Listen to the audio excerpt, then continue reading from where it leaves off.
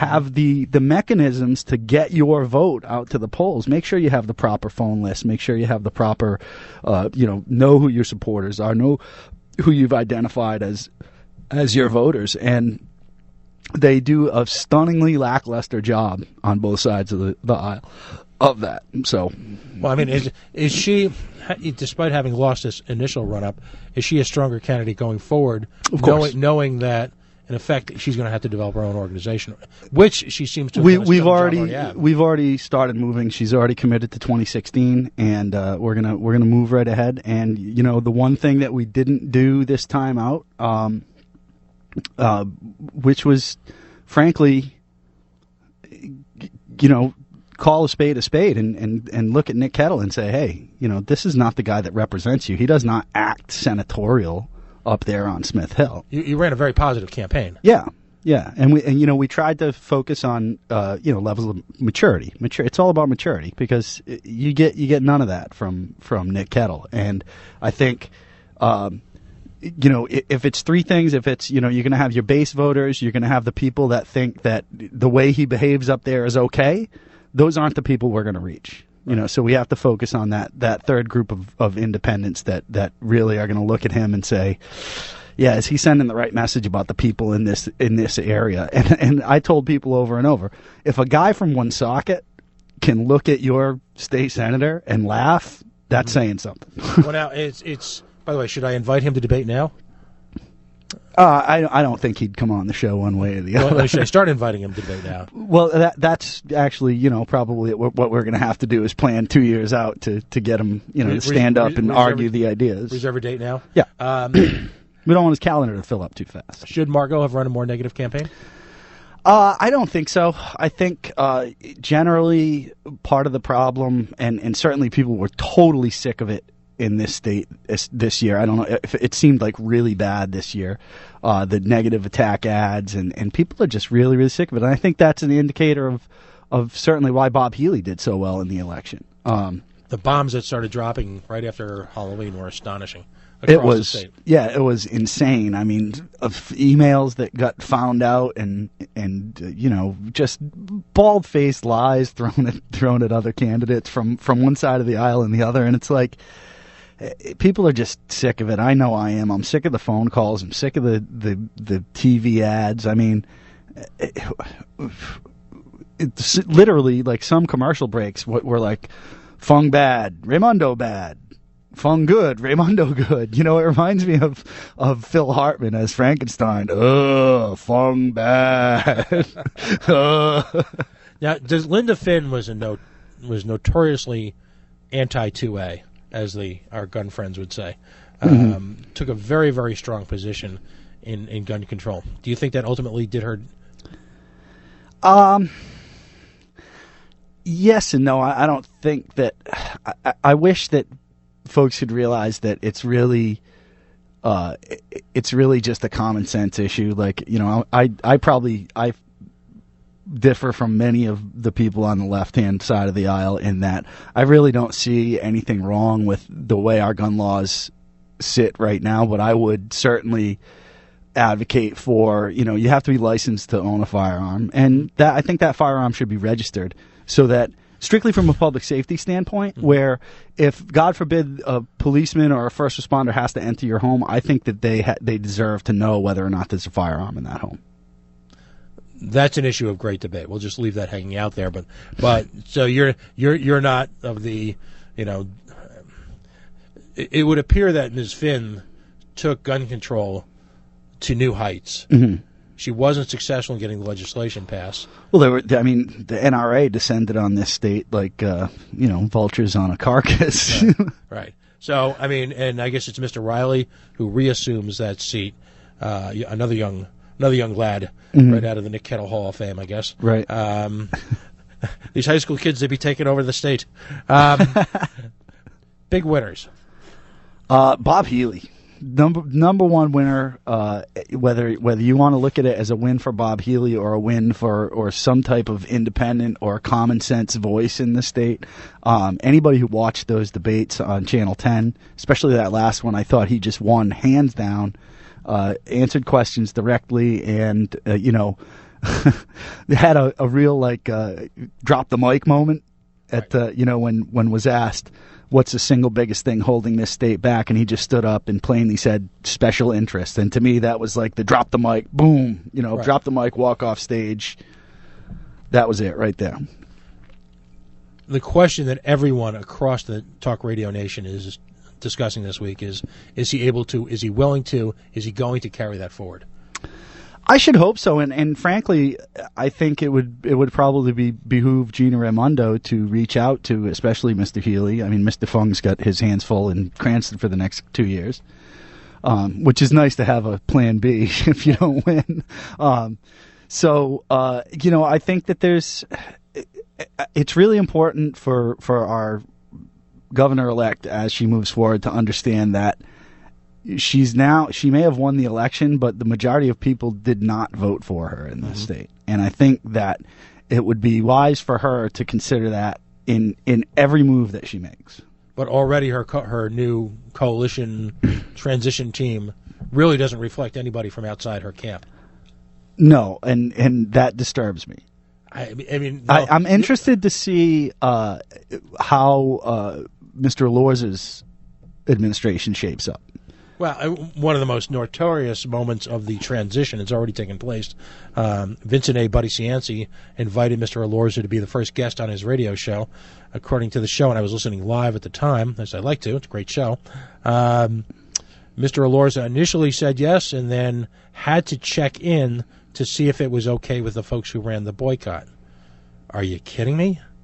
He's already got to check in with folks who are, pulling the strings. I don't think that was a great opening moment, and I thought that was actually rather gracious of Mr. Cianci to offer him the microphone like Absolutely. that. I think he'd be remiss in not using that kind of bully pulpit to reach out to the 16,000 Buddy Cianci supporters that came out to vote for him. I mean, that's going to be... It's one thing for Buddy Cianci to be gracious to Judge Elorza. Yeah. For Buddy Cianci's supporters to then be gracious is a whole other ball of wax. Right. There's across the state, and like I said, this is the type of thing I revel in. There's an awful lot of hurt feelings, a lot of bruised emotions, a lot of people just downright PO'd at each other. Yeah. Well, and if you look, like I said, if you look at how the Democratic Party has functioned throughout this primary, throughout this election, there were people who are strong candidates, represented their districts well, that were basically, drubbed out of the General Assembly by leadership, by funding other candidates, by supporting other candidates. And I think it's a shame. I think it's certainly indicative of where the Democratic Party is at in this state, which is not far from just puerile retribution on their enemies. Well, which is why I am not a Democrat anymore. Right. It's sort of fascinating because on one hand you have this mental image of the GOP as the gang that couldn't shoot straight, yet they were able to make some significant gains. You've got this image of the Democratic Party as being this monolith run by the Sith Lord, Paulie Walnuts himself.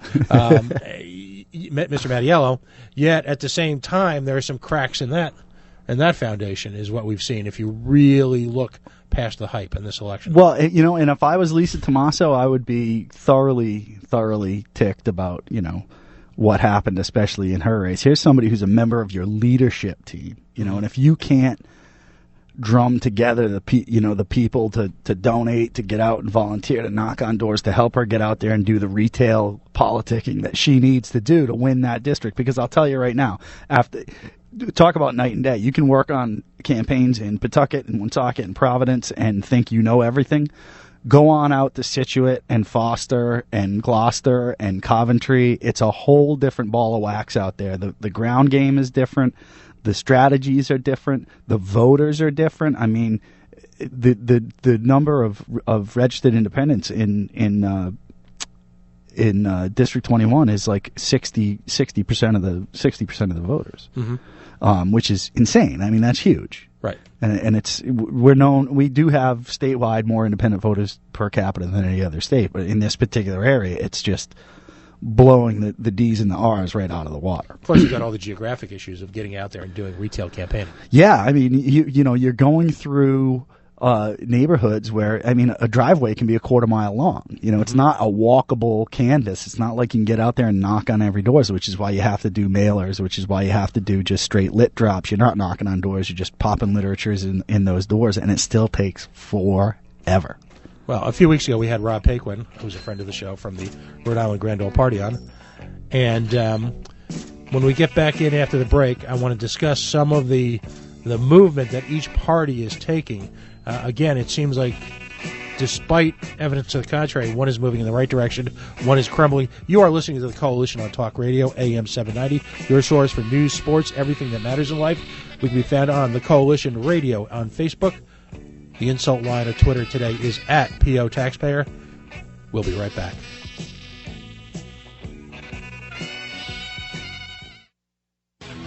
This is David DiLorenzo. Join me in Pro Football's Gridiron Gumshoe, Rhode Island's own Ace Casciotti, every Sunday for the Gridiron Gumshoe Hour from 11 to noon right here on AM 790. We take a look at the past and bring to the present some of the best to ever play the game. We'll be taking your calls, and you'll have a chance to win Pro Football memorabilia by answering trivia questions from the Gridiron Gumshoe. It's the Gridiron Gumshoe Hour every Sunday, kicking off at 11 a.m. to 12 noon, only on AM 790. If you're suffering from chronic pain or any chronic health condition, Centers for Integrative Medicine and Healing can help. They have successfully treated high blood pressure, diabetes, fatigue headaches, arthritis, and many other chronic conditions. Dr. Tad has been offering relief to patients for nearly 25 years through natural and oriental medicine and has a 97% success rate with his patients. For a free consultation, call today 434-3550, 434-3550, or visit them online at CIMH.com. This Veterans Day, honor our women warriors at a charity luncheon at Quidnesset Country Club. At the 4th Annual Women Warriors Luncheon, you'll hear amazing stories of courage, sacrifice, and patriotism of women veterans from Rhode Island. The proceeds of the luncheon will assist women veterans who face homelessness and challenges who live at the Holly Charette House in Johnston. Now, Holly Charette was a joyful young Marine from Cranston who was a Cranston East cheerleader, class of 2001, before joining the Marines, and Corporal Holly Charette was killed in action in Fallujah in 2005. Her memory lives on in the hearts of those that knew and loved Holly, so attend the luncheon and hear from a woman who served in the Navy during World War II and an Army medic who served in Afghanistan. Tickets are $50 each, and thanks to the generosity of Quidnesset Country Club, 100% of the ticket price will go to the Holly Charette House, one of the homes provided for veterans from Operation Stand Down RI. Go to 790business.com, order your tickets. The Women Warrior Luncheon, Tuesday, November 11th at 11:30 at Quidnesset Country Club, proudly sponsored by Sandra Peters, Ameriprise Financial, and Lifetime Medical. Hi, I'm Joan London, and if you're worried about your parent or a loved one living alone like I was,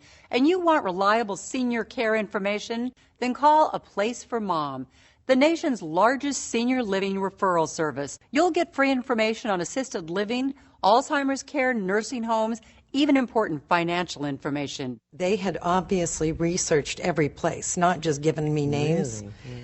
They found me a place for what she could afford, and it was magnificent. We're now very confident that she's safe, and they just helped every step of the way, and I can't thank them enough. So if you're struggling to find reliable senior living information, call A Place for Mom. This is a free service, and you can trust them to help you. If you're struggling to find reliable senior living information for your mom or dad, then call or go online to get the free help you need during this turbulent time. Call now, 800-467-7530, 800-467-7530. Investing in bonds involves risk, including the possible loss of principal. Income may be subject to state, local, or federal alternative minimum tax. When interest rates rise, prices will fall. When interest rates fall, prices will rise. I'm at a place in my life where I need investment income. That's why I invest in tax-free municipal bonds. I love the income they provide. Income that's federally tax-free. At this point, that's exactly the kind of income I need. Tax-free municipal bonds can serve as the cornerstone for a conservative portfolio. They offer income that's tax-free. Henyon & Walsh is a leading expert in tax-free municipal bonds. We're committed to finding you the best bonds to meet your investment goals. We'll even send you our informative bond guide, absolutely free, if you call right now. 1-800-908-5154. If you have at least $10,000 to invest, consider municipal bonds. Take charge of your investments today and keep more of your hard-earned money. Call now to receive your copy of our informative bond guide. It's free, so Call right now. 1-800-908-5154. 1-800-908-5154. Henyon and Walsh, Inc., member of FINRA SIPC. The Dennis Miller Show.